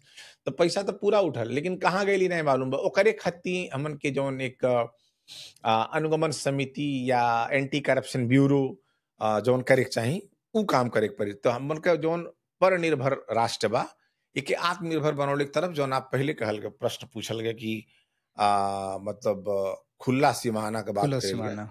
हुँ। त तार-बार के बात कइल गए, तो उहे चीज़ हो। अगर उत्पादन स्वदेशी उत्पादन लोग उपयोग करे लगी हैं, जैसे कृषि के अन्य चीज़ अगर उपयोग करे लगी हैं, तो हमें लगला ओकरे माध्यम से आत्मनिर्भरता होई, सेल्फ डिपेंडेंट हुई हैं। तो अगर हुँ। आत्मनिर्भर हुई हैं, तो निश्चित रूप में टैक्सेस पॉलिसी भी ईज़ी हो जाई उस समय। सरकार तब वहीं से टैक्स होके उठाए के पड़ी, जब यहाँ आज तक टैक्स कहाँ से उठाए के पड़ता? विदेशी सामान नेपाल विदेशी में लाए सामान बा। से। नेपाल के इम्पोर्ट, एक्सपोर्ट के ई सब ट्रांजिट पॉइंट बना देले बाटे नेपाल के। खाली इम्पोर्ट, एक्सपोर्ट का सामान ले आवे के बा, चाइना से आइल इंडिया भेजवा देवे के बा, इंडिया से आइल चाइना भेजवा देवे के बा, जापान भेजवा देवे। इससे ज़्यादा ई सब का काम नाहीं बा। ई सब बस बीचे में जौन बिचौलिया होले, ओइसे कुछ हुँ। टैक्स लेके, कुछ कमीशन लेके बस सरकार जियता, उहे काम करता। तो ओकरे अच्छा। खातिर स्वदेशी उत्पादन के प्राथमिकता में रखले के बाद हमें लगला आए वाले दिन में टैक्सेस पॉलिसी स्ट्रांगो कैल चाहिए, तो वो चीज़ संभव नाहीं रही। काहे से आदमी, हर आदमी के हाथे में सीधा व्यवसाय जब रही, सीधा कृषक के हाथे से आम जनता पाई, सीधा जौन डोमेस्टिक इंडस्ट्री के थ्रू जब आम जनता पावे लगी, तो उस समय टैक्सेस पॉलिसी ईज़ी करे के पड़ी, सहज करे के पड़ी। खाली टैक्सेशन स्ट्रांग कैले से नाहीं होगी, ओके सहज कई के भी आगे बढ़ल सा सकल जाला, स्थिति आई। ओके। और सर, तो हमन कार्यक्रम के एकदम लास्ट अंत तक आगे बढ़ल के सर, तो हमन के लिसनर के जोन बा युवा साथी लोग के कुछ अपने तरफ से कुछ कहे के चाहल जाता आपके राजनीति की, मतलब कौन जैसे कौन रहना नहीं, युवा लोग राजनीति में बहुत आकर्षित होना कि हाँ जावल जी, पैसा कमावल जी। उ युवा लोग के कुछ बताए के चाहल जाता, लिसनर के कुछ बताए के चाहल जाता नेपाल के अवस्था पर, अपन एक ठो व्यू, अपन एक ठो व्यू कुछ कहे के चाहल जाता लिसनर के, तो कैसे कहल जाला सर? सिंपल लिसनर लोग, ऑडियंस और मित्र लोगन के हमार खाली एक ठो आग्रह का हो कि राजनीति त ठीक है बा, राजनीति मात्र में है ना, जस जो राजनीति मात्र में नहीं, कौनो पेश हम जाइल चाहल जाता, तो मिनिमम एक चीज का सोच के जाए के पड़ी कि मिनिमम रिक्वायरमेंट ईमानदार हो जाए के पड़ी। आदमी अल्टीमेटली हमन के सफलता मानल जाला कि हमन के जीत गइल गए, चुनाव जीत गइल, सफल मानल गया कि जहिया जीतल फूलमाला पहिलिस त हम सफल हो गइली। ओकरे बाद जब जीत गइल तो ओकरे अगले दिन से फिर ओकरे अंदर कहलिस कि सफलता ही भर में त नाहीं भइल, अब त मंत्री बन जाब तब सफल होबे। त फिर उ मंत्री बने के चिंता में लग गइल चक्कर में, तो उ परेशान बा। उ सफल भइल लेकिन असंतुष्ट बा उ। फिर मंत्री बन गए, तो फिर सोचा था मंत्री तो बन गइली, अगर हमरे पास सीट संख्या होत त हम मुख्यमंत्री बन जाती। तो उ सफल भइल कहाँ? मतलब हर सेकंड, हर घंटा सफलता नाहीं होला। हमें लगला अल्टीमेटली जे संतुष्ट बा, उ सफल बा। जैसे आदमी इंस्पेक्टर में नाव निकलिस, तो जब इंस्पेक्टर जहिया भइल तो मिठाई-उठाई बँटल, "अरे यार इंस्पेक्टर भई हाले होला ठीक छा।" हुँ। तो 1 साल तक तो उ रमैलिस इंस्पेक्टर में, फिर अगले साल से उ चिंता में पड़ जाई डीएसपी हो जाती तो ठीक रहे। हुँ। तो उ सफल भइल लेकिन असंतुष्ट भइल उ, मतलब संतुष्टि नहीं मिलल ओके। तो 9 साल तक फिर उ असंतुष्टे रह के ज़िंदगी बचल। जब डीएसपी के देखी जे हमहू बन जाती तो हो जात। फिर डीएसपी बनल, फिर 1 साल रमैलिस, फिर उ एसपी बने के चक्कर में। तो का भइल जीवन में उ कहूँ अपने स्थायित्व स्थिर नहीं हो पौलिस। तो कौनो क्षेत्र में, राजनीति क्षेत्र में जाइल जाई, पैसा कमाइल जाई, पैसा कमाए खातिर नाहीं हो, ई विशुद्ध रूप से सर्विस देवे के हो जनता के, फ्री ऑफ कॉस्ट। ई सेवा हो, ई पेशा नाहीं हो, ई सेवा हो सिंपल। तो इस क्षेत्र में व अन्य क्षेत्र में जाइल चाहता तो पहले संतुष्ट होके, पहले मानव जन्म मिलल, हम और मतलब जौन जानवर, एनिमल, अन्य से हम मतलब एक जानकार, जागरूक, ज्ञानी बाटी। तो अगर हमन के संतुष्ट रहल जा, हम सफलता के समझी ना संतुष्टि हो। अल्टीमेटली अगर हम संतुष्ट बाटी तो हम सफल बाटी। सही मतलब कहल। संतोष पांडे ल माननीय हो, माननीय का दायित्व भी बहुत ज़्यादा बा जौन हमें करे के चाही। तो अगर इस क्षेत्र में आए वाले ऑडियंस, लिसनर, मित्र लोगन से हमारा आग्रह, जौनो क्षेत्र में जाइल जाई, मिनिमम एक रिक्वायरमेंट रखल जाई कि हम ईमानदार होके सेवा करब, काम करब, संतुष्ट रहब। जब संतुष्ट रहब तो सफल रहब। ओ हिसाब से हर एक क्षेत्र में लगे के चाही। और आप लोग आए वाले दिन में समाज के लिए एक आइडियल पर्सन बने के पड़ी, जेके देखले के बाद लोग कहें कि नहीं ऐसे बने के चाही, ई बन के दिखावे के बा। हमन के गाँव के तरफ मतलब जहाँ जन्म स्थान बा, अन्य जगह पर बहुत गाँव बा, तो वहाँ के लोगन से जब लोग पूछेलें संतोष पांडे के जानला तो कहल हाँ हमरे घर के हों, तो कई गांव के लोग कहले हमरे घर के हों, तो हम तो कई घर के परिवार के सदस्य की तरह बाटी, तो हमें लगला आप लोग आए वाले दिन में युवा लोग जौने क्षेत्र में जाएं, एक नमूना के रूप में प्रस्तुत करे बा अपने आप के, कि एक अलग व्यक्तित्व के रूप में जिसके देख के लोग आए वाले दिन में अपन लक्ष्य तय करें, सेटिस्फैक्शन फील करें, और ऐसन व्यक्ति और समय अगर रहत पहले रहल होते हैं तो और परिवर्तन भइल होते, आए वाले दिन में लंबा समय रह जाइए तो बड़ा परिवर्तन करिए। इस तरह का एक धारणा लोग बनावे, इस तरह का शुभकामना आप लोगों के बाद न्यूज़ मीडिया के माध्यम से, और निश्चित रूप में ये मीडिया के माध्यम से फिर आप लोगों के बीच में आवे को अवसर मिली तो नया अनुभव फिर से एक बार शेयर कइल जाई, और आप लोगन के आए वाले मकर संक्रांति के हार्दिक शुभकामना व्यक्त करल चाहत हई। बहुत-बहुत धन्यवाद। थैंक यू सर, आप आवल गेल हमन के न्यूज़ मीडिया में के लिए बहुत-बहुत धन्यवाद बा।